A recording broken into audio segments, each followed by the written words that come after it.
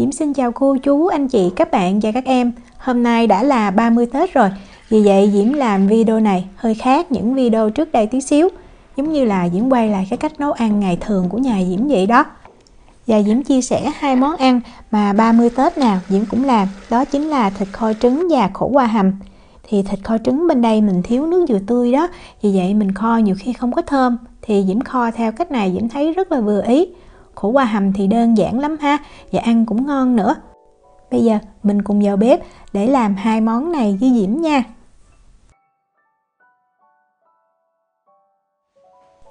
Thịt kho trứng thì Diễm thấy mình dùng thịt ba rọi, hay là hồi xưa có thời gian thịt ba rọi mắc thì mẹ của Diễm cũng kho bằng xương thì Diễm thấy cũng ngon. Nhưng mà ngon nhất là mình lựa cái miếng thịt vừa nạc vừa mỡ ha, như vậy kho nó sẽ không có bị khô. Thịt thì tùy mình thích, Diễm muốn kho nhanh đó, vì vậy Diễm cắt ra thành từng cái miếng nhỏ nha. Nếu mà mình để nguyên miếng to cũng được, mình kho sẽ lâu hơn. Miếng nhỏ như vậy thì mình kho nó vừa nhanh, khoảng chừng tiếng rưỡi là thịt mềm và thịt nó cũng thấm đậm đà nữa. Thịt đó mình mua về mình không cần rửa ha, và mình cắt ra thành từng cái miếng nhỏ. Cái công thức này là cho 1 kg thịt nha. Rồi bây giờ mình bắt một cái nồi to lên bếp nè, mình cho vào 1 lít nước. Để bây giờ giống như là mình trần sơ thịt cho thịt nó vừa sạch và nó không có bị hôi. Diễm cho vào đây 1/2 muỗng cà phê muối. Rồi mình nấu cho cái nồi nước muối này nó sôi lên nha. Khi mình thấy nước sôi thì mình lấy thịt mình cho vào. Và mình vẫn để cái lửa lớn. Mình dùng đũa đó mình ấn thịt xuống cho thịt nó ngập nước. Và mình thấy thịt nó chuyển sang cái màu tái như vậy. Đó, mình thấy những cái bọt dơ nó ra rất là nhiều. Rồi mình đợi cho nước nó sôi trở lại là mình nhắc khỏi bếp liền. Mình đừng có trần lâu quá nha. Nhắc khỏi bếp thì Diễm đổ ra một cái rổ.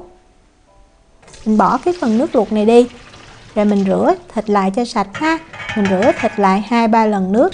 Như vậy thì lúc mà mình kho đó, cái nước thịt nó trong và cái mùi thịt nó không có bị hôi. Thường thịt heo bên đây cái mùi nó rất là nặng. Rửa thịt xong mình để ở đây cho thịt ráo nước. Mình đi chuẩn bị những cái nguyên liệu khác. Diễm có 2 tép tỏi ha. Rồi bây giờ mình đập cho cái tỏi này nó dập. Mình bỏ cái vỏ tỏi ra. Và để cho thịt kho nó thơm, cái màu nó cũng đẹp đó. Diễm có thêm một cái trái ớt sừng này. Diễm cân nó khoảng 15 gram. Mình cắt nhỏ để mình cho vào chung với lại tỏi và mình giã ra luôn. Để mình giã tỏi và ớt cho dễ dàng đó thì mình cho đường vào luôn. Diễm cho 1 muỗng canh. Rồi mình giã ra cho nó nhuyễn ha. Cái này là cái cách làm nước mắm tỏi ớt để mình kho thịt rất là ngon. Diễm học của bà ngoại Diễm đó. Hồi xưa mỗi lần xuống nhà bà ngoại là hai chị em Diễm rất là thích ăn cái món thịt kho quéo của bà ngoại. Rất là đậm đà và thơm nhờ mình cho cái nước mắm tỏi ớt này. Diễm cho vào đây 1 muỗng canh nước mắm nha. Và mình có thêm 1/2 muỗng canh nước cốt chanh, giúp cho khi mà mình kho cái thịt nó thơm nè, và cái mỡ nó cũng trong. Mình trộn lên cho đều ha. Mình nếm thì mình sẽ thấy có cái vị mặn ngọt chua nhẹ, rất là ngon. Để sang một bên, mình đi chuẩn bị thêm hành tím ha. Diễm cân ra thì nó khoảng 20 gram và mình cắt ra thành từng lát như vậy để cho khi mà mình kho cái mùi nó sẽ thơm. Bắt một cái nồi lên bếp, mình cho vào 2 muỗng canh đường. 2 muỗng canh đường là 30 gram. 1 muỗng canh dầu ăn. Rồi bây giờ mình bật lửa lên, mình để lửa trung bình và mình thắng cái nước màu này. Nếu mà mình làm quen thì mình có thể để lửa lớn, nhưng mà không quen thì mình nên để lửa trung bình để mình dễ biết được cái màu nó đạt. Đó, khi mà mình thấy đường bắt đầu nó tan và nó chuyển sang cái màu vàng nhẹ như vậy thì mình chuẩn bị sẵn hành hồi nãy mình đã cắt lát đó. Nó vừa chuyển sang cái màu cánh gián là mình sẽ cho liền hành vào. Nếu mà mình làm cái màu đậm quá thì cái màu thịt nó không đẹp, đồng thời mình ăn nó dễ có cái vị đắng. Cho hành vào thì mình đảo đều ha. Như vậy giúp cho cái nước màu này nó rất là thơm. Mình kho thịt heo nó không có bị hôi. Đảo sơ khoảng chừng 15 giây thì Diễm lấy thịt đó đã trần và rửa sạch, mình cho vào luôn. Mình cũng giữ lửa trung bình nha, đừng để cái lửa lớn. Rồi bây giờ mình đảo cho thịt nó thấm đều cái phần caramel này nè. Cái cách này sẽ làm cho thịt nó thiệt là thơm, đồng thời khi mà mình kho lên cái màu nó cũng đẹp. Đó, khi mà mình thấy thịt nó đã thấm đều cái màu vàng nhạt như vậy thì mình lấy cái phần mà nước mắm tỏi ớt hồi nãy mình làm đó, mình cho vào. Rồi mình cũng tiếp tục giữ cái lửa trung bình này, mình đảo ha, cho cái nước mắm tỏi ớt này nó thấm vào thịt, nó vừa thơm. Thời gian cũng nhanh lắm, khoảng chừng 1 phút à. Sau khi đảo đều hết rồi thì mình mới cho nước, tùy mình thích ha, mình có thể cho nước sạch bình thường hoặc là nước dừa tươi đều được. Diễm thì Diễm cho nước thường thôi, 500ml. Rồi bây giờ đó, mình ấn xuống nè. Lúc này mình thấy nước nó chưa có ngập thịt đâu, nhưng mà mình đợi tí xíu là nó sẽ ngập như vậy. Rồi bây giờ mình nêm nha. Diễm nêm vào đây là 3 muỗng canh nước mắm và thêm 1/2 muỗng canh đường nữa. Thì cái vị thịt khi kho xong á, nó sẽ đậm đà nhưng mà nó không phải thiệt là mặn. Nếu mà mình thích ăn thiệt là mặn đậm á, thì mình nêm thêm ha. Đợi nước sôi á, nếu mà có bọt thì mình hớt bọt cho sạch. Sau đó mình sẽ lấy nắp á, mình đậy lại và mình nấu ở cái lửa trung bình nhỏ, hoặc là mình giữ làm sao cho cái nồi thịt nó luôn sôi á. Mình nấu về trong khoảng thời gian là 60 phút. Sau 60 phút này, do cái miếng thịt Diễm cắt không có to đó, vì vậy nó đã mềm và phần mỡ mình ăn nó cũng tan trong miệng luôn. Trong thời gian này á, thì mình đi chuẩn bị trứng. Thì mình thích ăn nhiều hay ít ha, Diễm làm 5 cái trứng gà. Nếu mà mình có trứng vịt á, mình kho càng ngon. Diễm cho vào đây 1 lít nước, 1/2 muỗng cà phê muối và 1/2 muỗng canh giấm. Diễm thấy có chia sẻ là nếu mà mình cho giấm và muối khi mà mình luộc trứng á, thì sẽ dễ lột vỏ khi mà trứng nó chín hơn. Nên Diễm cũng muốn làm thử xem như thế nào. Mình để lửa lớn và mình nấu cho nước nó sôi. Mình đảo đều tí xíu ha, tại mình để yên thì trứng nó dễ bị nứt đó.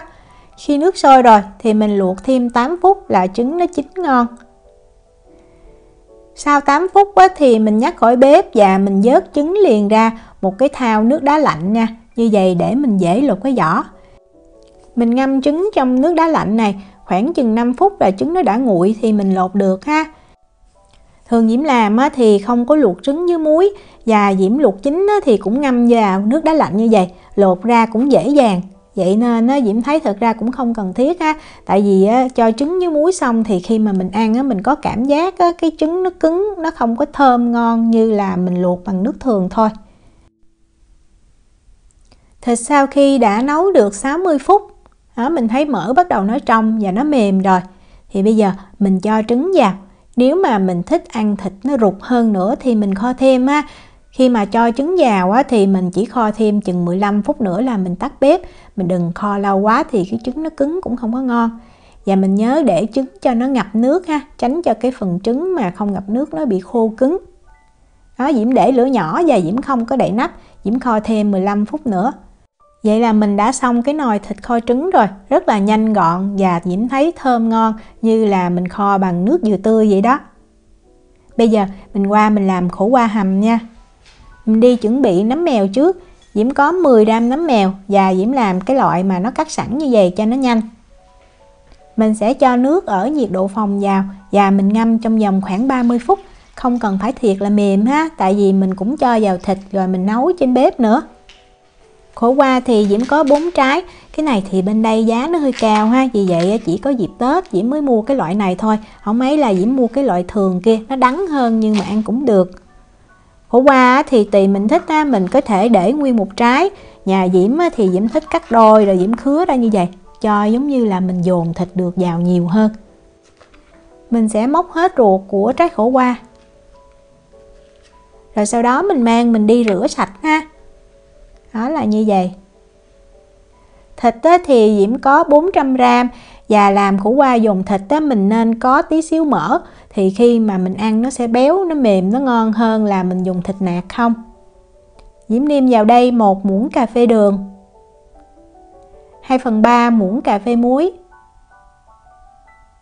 1 muỗng cà phê bột nêm gà và khoảng 1 muỗng cà phê tiêu. Cho tiêu nhiều chút, cay cay nó sẽ ngon ha. 2 muỗng canh hành tím băm. Và nấm mèo mình đã ngâm nở đó thì mình rửa lại 2-3 lần nước cho nó sạch ha. Rồi mình cho vào luôn. Mình trộn lên cho thật là đều. Diễm thấy mình đeo bao tay á, mình trộn nó đều và nó nhanh hơn. Thịt nếu mà mình mua về mình chưa có làm liền thì mình nên giữ trong tủ lạnh á, cho thịt nó tươi ha. Sau khi trộn đều xong thì mình dồn thịt này vào trong trái khổ qua. Mình chia thịt ra làm 8 phần bằng nhau, nếu có cân á, thì nó khoảng 55 gram một phần. Và mình cứ dồn hết vào trong trái khổ qua ha. Hồi xưa á, là mỗi lần mà nhà Diễm làm cái món này mà tới mùng 3 Tết á, là nhìn vào trong cái nồi khổ qua còn lại toàn là nước với lại khổ qua không à, thịt hết trơn luôn. Tại vì ăn khổ qua hồi nhỏ mình thấy không có ngon, nó hơi đắng đó. Nhưng mà bây giờ mình biết ăn rồi, mình thấy cái vị đắng đắng nó lại ngon. Sau khi dồn xong rồi thì mình đi nấu liền luôn ha. Diễm sẽ nấu một cái ấm nước là 1 lít nha. Nếu mà mình không có cái ấm nước thì mình bắt một cái nồi nước cũng được, 1 lít nước. Rồi bây giờ mình nấu cho nó sôi lên. Cái cách làm này thì Diễm làm từ xưa giờ giống như mẹ Diễm hay làm vậy đó. Nước sôi rồi thì mình sẽ bật bếp lên ha. Và mình cho liền nước sôi này vào trong cái nồi khổ qua. Thì lúc mà mình cho vào cái thịt nó sẽ săn lại và khi mà mình nấu nó không có bị rã ra. Diễm nhớ mẹ Diễm nói đó là mình cho nước sôi mình nấu như vậy thì khổ qua nó sẽ không có bị đắng nhiều. Nhưng mà Diễm thấy khi mình ăn nó có cái vị đắng nhẹ nó lại ngon. Đó, mình cho 1 lít nước thì nó vừa ngập được hết những trái khổ qua. Nếu mà mình có rễ ngò đó thì mình cho thêm vào ha, khoảng 3 cái thì khi mà mình nấu cái nước nó sẽ thơm hơn. Diễm cho thêm 1 muỗng cà phê muối nè. Nếu mà mình thích ăn lạc thì mình cho 1/2 muỗng cà phê muối cũng được. Nếu mà mình thấy nước sôi lên và có bọt thì mình hết bọt nha. Rồi mình lấy nắp mình đậy lại và mình hầm cái nồi khổ qua này trong khoảng 30 phút là mình có thể ăn được. Nếu mà mình tính nấu trước để mình ăn trong 3 ngày Tết thì mình nấu chừng 15 phút cho thịt nó vừa chín là được. Tại vì khi mà mình hâm đi hâm lại cái khổ qua nó cũng mềm đó. Diễm nấu này là Diễm ăn liền luôn. Nước rất là trong và thơm nè. Và nếu mà mình thích ăn cái nước thì mình có thể nêm thêm tí xíu đường và tí xíu bột nêm gà vào thì cái nước nó sẽ đậm đà nó ngon. Khi ăn thì mình cũng chấm thêm với lại nước mắm đó. Như vậy cái thịt thì Diễm chỉ nêm cho nó vừa thôi. Đây là 2 món mà năm nào Tết Diễm cũng làm. Bánh chưng, bánh tét có thể thiếu, nhưng mà thịt kho trứng và khổ qua hầm thì luôn có. Thịt kho trứng này ăn rất là dễ ha, mình ăn với cơm cũng ngon, hoặc là mình cuốn với lại bánh tráng nè, có thêm củ kiệu. Khổ qua thì mình ăn chung với cơm, chấm với lại nước mắm ớt, hấp dẫn lắm. Diễm thương chúc cô chú, anh chị, các bạn và các em có được những ngày Tết sum vầy bên gia đình và bạn bè thiệt là vui. Sang năm mới gặp nhiều may mắn và đặc biệt là sức khỏe thật tốt. Diễm cảm ơn sự quan tâm theo dõi video rất là nhiều. Hẹn gặp lại cô chú, anh chị, các bạn và các em trong những video tiếp theo. Chào tạm biệt.